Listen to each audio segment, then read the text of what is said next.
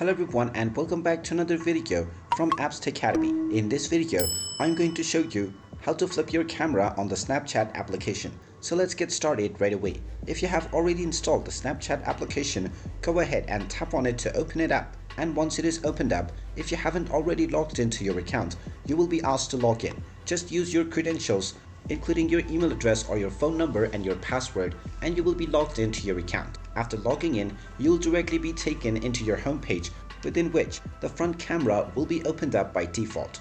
Now, if you wish to flip the camera, there is the flip camera icon at the top right corner, which you can tap on in order to flip your camera instantaneously. This will then switch to the back camera, which you can also use to post your stories and click pictures as well as shoot videos. You can also turn on the flash option when you turn the back camera on, and you will see the flash option will appear as well. You can also use the scan feature to scan any QR code that you see on the screen using the back camera once you tap on the scan option.